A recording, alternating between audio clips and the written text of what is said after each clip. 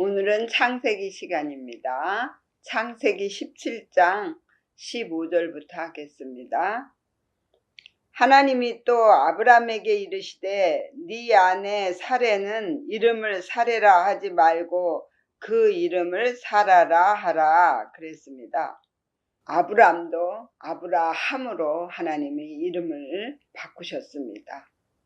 아브람은 하나님을 고귀한 아버지로 믿는 믿음이었는데 아브라함으로 바뀐 것은 열국의 아비가 되었다라는 것입니다. 열국의 아비가 된 것은 자기만의 잘못된 믿음의 나라를 세워갖고 거기에 자기가 왕으로 되어 있는 것입니다. 그래서 그것은 복이 아니라 저주입니다. 그런데 사레도 사라로 이름을 바꾸라고 하십니다. 사레는 자신을 통치하는 믿음의 기도입니다. 그런데 사라는 뜻이 요새화되다, 벽, 노래하다, 돌다, 매춘부나 상인처럼 돌아다니다 이런 뜻이에요. 그러니까 남편은 믿음이고 말씀인데 아내는 기도라고 말씀을 드렸습니다. 근데 사라는 육적인 믿음에서 나오는 기도를 하는 것입니다. 그것은 잘못된 믿음의 기도를 하는 거예요. 그래서 열국의 어미가 되었습니다. 잘못된 믿음의 나라를 많이 세워놓고 그 믿음에 따르는 기도가 나오는 것입니다. 하나님 중심의 기도가 아니라 자기 자아 중심의 기도를 하게 되는 거예요.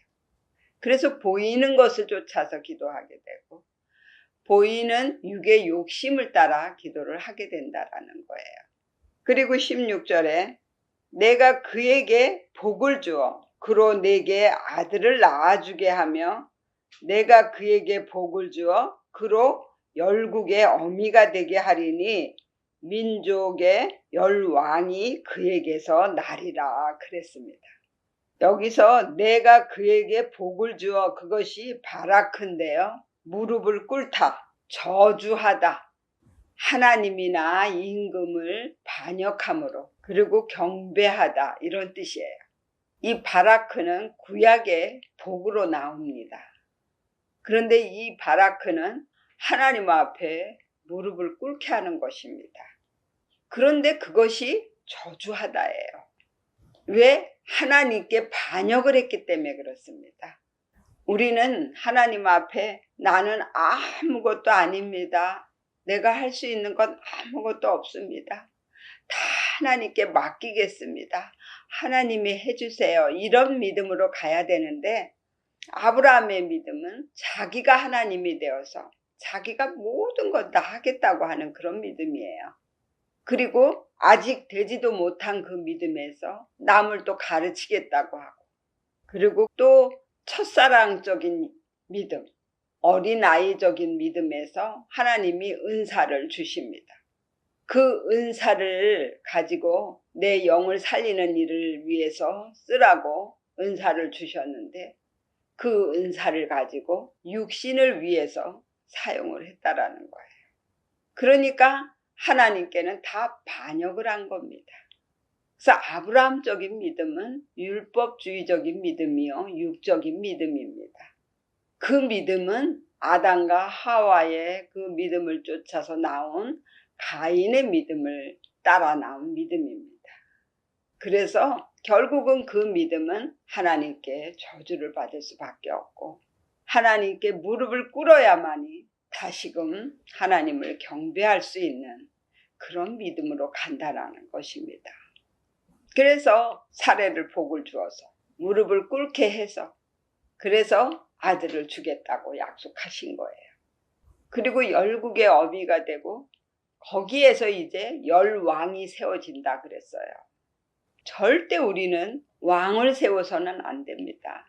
하나님이 나의 왕이요 나의 아버지가 되어 주셔야 돼요. 그런데 우리가 왕을 세워서 그 절대적인 기준을 따라서 하나님을 믿겠다고 하는 거예요. 그리고 17절에 아브라함이 엎드려 웃으며 심중에 이르되 100세 된 사람이 어찌 자식을 낳을까? 사라는 90세니 어찌 생산하리요 하고 아브라함이 이에 하나님께 고하되 이스마엘이나 하나님 앞에 살기를 원하나이다 그랬어요. 여기서 웃으며가 쫙 큰데요. 희롱하다, 비웃다 이런 뜻이에요. 하나님은 무에서 유를 창조하시는 분이십니다. 없는 것을 있는 것 같이 그렇게 만드시는 하나님이에요. 그런데 하나님이 주시는 믿음이 없는 거예요. 그래서 아브라함은 자기가 100세고 사라는 90세고 그런데 어떻게 아이를 낳겠냐 이거예요. 그런데 우리 이 문자적인 말씀으로 보면 절대로 이 영적인 말씀을 찾을 수가 없습니다. 이 믿음에서 완전하게 되었을 때 이삭이 나오는 거예요. 아브라함의 믿음은 이제 심판을 꼭 받아야 되는 믿음이거든요. 이제 하나님께 무릎을 꿇으라고 말씀을 하시는 겁니다. 그랬더니 자기는 이제 아이를 낳을 수가 없으니까 이스마엘이나 자기 후손으로 살게 해달라 이렇게 하는 거예요. 이스마엘은 뜻이 무엇이냐면요. 하나님께서 들으실 것이다 라는 뜻이에요. 늘 하나님께 도와주세요 도와주세요 하는 그런 믿음이란 말이에요. 그래서 모든 걸 다 하나님 도와주세요. 내가 요만큼은 할 테니까 내가 할 수 없는 요것만 하나님이 도와주세요 하는 그런 믿음이에요. 그런 믿음은 후사가 될 수가 없습니다. 후사가 되기 위해서는 하나님 앞에 무릎을 꿇어야 되고 심판을 받아야 되는 것입니다. 그래서 19절에 하나님이 가라사대 아니라 네 아내 사라가 정녕 네게 아들을 낳으리니 너는 그 이름을 이삭이라 하라. 내가 그와 내 언약을 세우리니 그의 후손에게 영원한 언약이 되리라 그랬습니다. 이삭이라는 뜻은 웃음인데 조롱하다, 희롱하다, 비웃다 이런 뜻이에요. 사라가 그 천사 앞에서 웃었거든요. 네가 나를 비웃었다 이렇게 말하니까 아니라고 하지만 그러나 웃었어요. 헤이, 하나님 절대 우리를 못 바꾸실걸요. 이렇게 말하면서 하나님을 우습게 여기는 거예요. 하나님을 믿지 못하는 거예요. 내 후손은 새로운 믿음이거든요. 우리는 날마다 새로운 믿음을 낳아야 되고 그 믿음이 자라나서 또 다른 믿음으로 올라가야만 장성한 믿음에 이르게 됩니다. 그런데 그걸 두려워해요. 그리고 20절에는 이스마엘에게 이르러는 내가 네 말을 들었나니 내가 그에게 복을 주어 생육이 중다하여 그로 크게 번성케 할지라 그가 12방백을 낳으리니 내가 그로 큰 나라가 되게 하려니와 내 언약은 내가 명년 이 기한에 사라가 내게 낳을 이삭과 세우리라. 하나님이 아브라함과 말씀을 마치시고 그를 떠나 올라가셨더라 그랬습니다. 이스마엘적인 믿음에서도 하나님이 그 믿음을 번성케 하신다 그랬습니다. 그 믿음에서 열매를 많이 맺게 하는 거예요. 그래서 율법적인 믿음의 끝을 잡고 복음적인 믿음이 나오는 것입니다. 예수가 그래서 구약의 끝인 말라기 이후에 마태복음이 시작되는 것입니다. 그러므로 이 율법주의적인 믿음도 하나님이 만들어 가시는 거예요. 그래서 아시아의 7교회, 그 교회가 라오디게아 교회까지 가는 겁니다. 그리고 가인 믿음의 계보에서 나오듯이 그 믿음이 가인으로부터 시작해서 라멕까지 갑니다. 그러니까 그때의 믿음에서도 그렇게 많은 열매들을 맺게 되는 거예요. 그런데 이제 이 복음은 마지막 때에 하나님께서 복음을 열어주셔서 이제 듣는 자들이 복음으로 인해서 기준이 바뀌고 마음이 바뀌고 그러므로 믿음이 변화가 된다라는 것입니다. 그래서 아브라함적인 믿음에서 이제 심판을 받고 이제 하나님 앞에 나는 아무것도 아닙니다라고 고백하게 되는 거예요. 그래서 이삭이 모리아에 있는 산에 가서 제물로 하나님 앞에 드려지는 것입니다. 그것이 심판이에요. 그래서 성막에 보면 이삭적인 믿음은 바로 번제단입니다.